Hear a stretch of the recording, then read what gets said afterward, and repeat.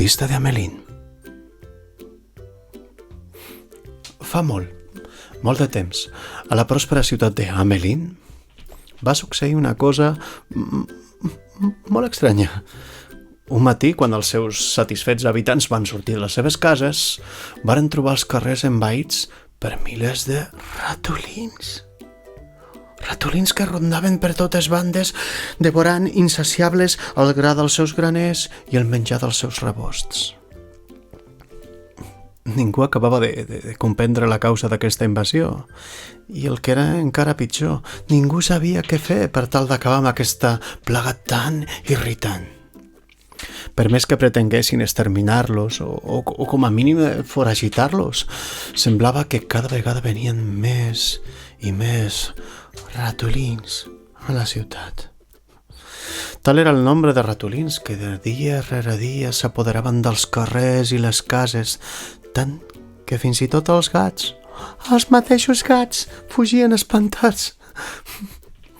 Davant la gravetat de la situació, les autoritats i persones més importants de la ciutat, que veien perillar les seves riqueses, per la voracitat dels ratolins van convocar el Consell i digueren: donarem 100 monedes d'or a qui ens deslliuri dels ratolins.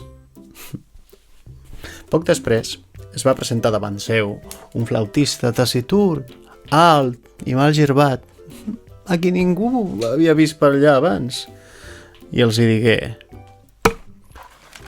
la recompensa serà meva. Aquesta nit no quedarà ni un sol ratolí a Hamelin.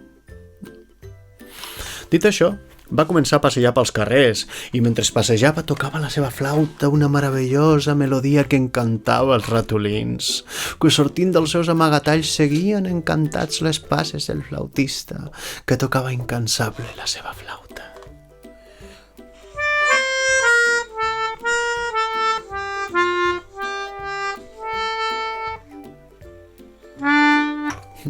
I així, caminant i tocant, els portà a un lloc molt llunyà, tant que des d'allà ni tan sols es veien els murs de la ciutat. Per aquell lloc passava un riu i en intentar creuar-lo per seguir el flautista, tots els ratolins van morir ofegats.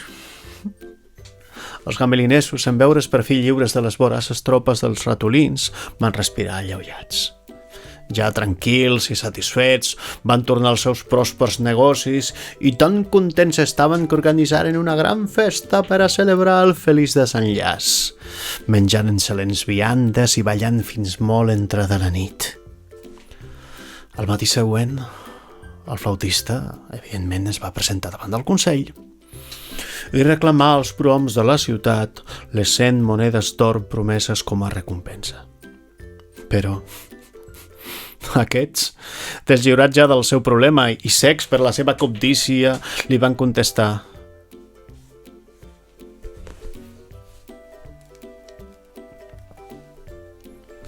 vés-te'n de la nostra ciutat. O potser es pensaves que pagaríem tant d'or per tan poca cosa com per tocar la flauta? I dit això, els prohoms del Consell d'Hamelin li donaren l'esquena, tot i esclatant a riure. Furiós per l'avarícia i el desagraïment dels hamelinesos, el flautista, igual que feu el dia anterior, va començar a tocar una dolcíssima melodia, una i una altra vegada, insistentment, d'aquesta manera.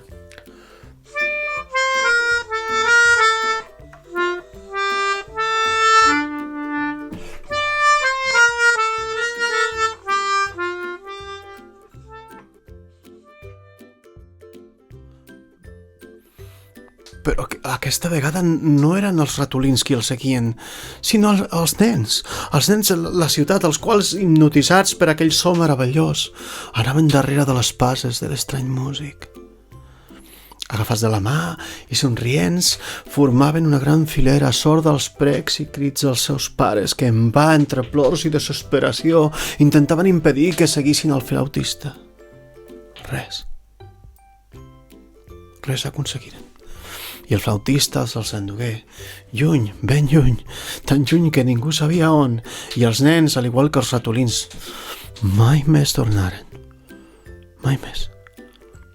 A la ciutat només hi quedaren els seus opulents habitants i els seus rebostos plens i ben proveïts de viandes, protegides per les seves sòlides muralles. I un immens mantell de silenci i tristesa. I això fou el que succeí fa molts anys, molts anys, en aquesta deserta i buida ciutat d'Amelín, on, per més que busqueu, mai hi trobareu ni un ratolí, ni un nen, ni un sol nen.